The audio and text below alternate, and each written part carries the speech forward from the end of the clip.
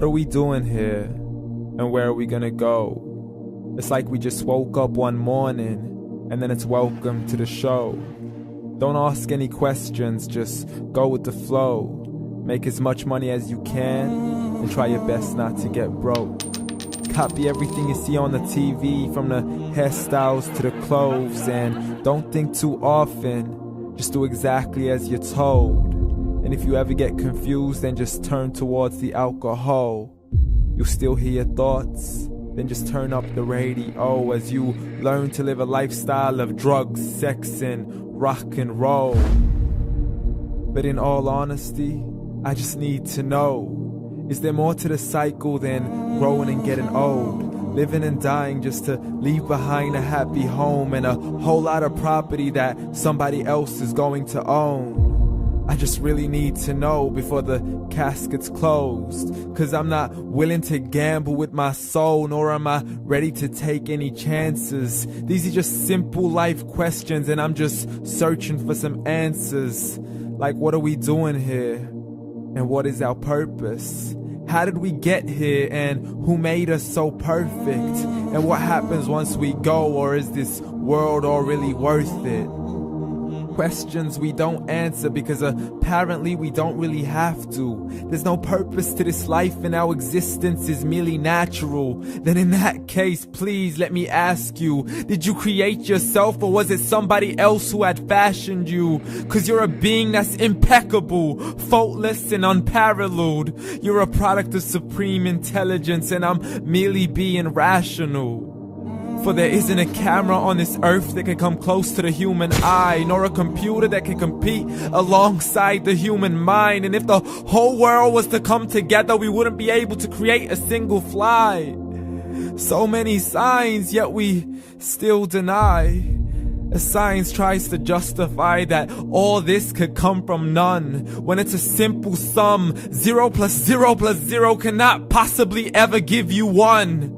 So from where did all this order come? For everything has its origins, a maker, a creator of its own. I mean, the only reason you're watching this video is because somebody had to press upload. So we can believe in the Big Bang, but I'd rather believe in He who caused it to explode.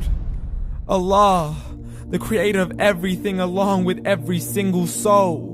The ever-living, the master, the only one who is in control. Unlike his creation, beyond our imagination. And no, he's not a man, nor does he have any partners in association. He's on his own. And no, he did not ever leave us alone. Just like every manufacturer, he left us with an instruction manual. The Quran and Islam, and I'm sorry to jump to conclusions, but it's the only one possible.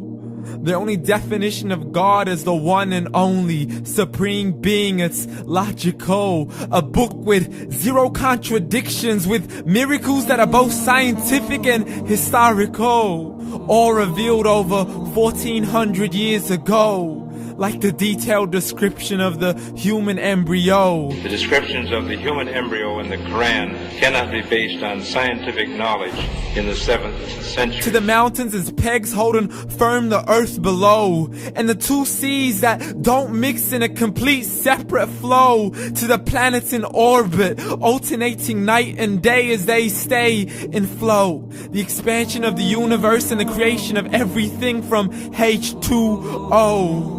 To the stories of the past and the preservation of Pharaoh. To identifying the lowest point in the land where Persia defeated Rome. The gushing fluid that created man in the glands between the ribs and the backbone. And not a word has changed, it's still the same. So please explain how all this was known over 1400 years ago.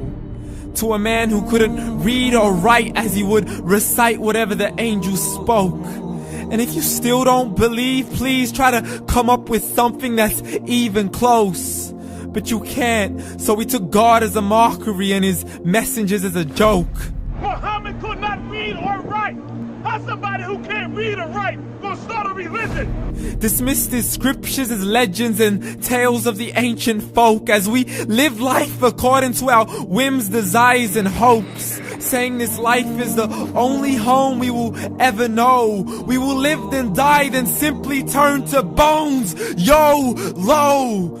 Correction, after the grass dies, the rain arrives and it regrows, and Allah promises to do the same thing to your very soul and bring you back from your very fingertips to your toes, as the all-seeing supreme being watches us so close, and we are surely being tested in our wealth, our health, and our self, and everything that we've been blessed with. So believe, for we will surely be resurrected and be brought back to our Lord and account for every single deed, as He hands us our books and orders us to read.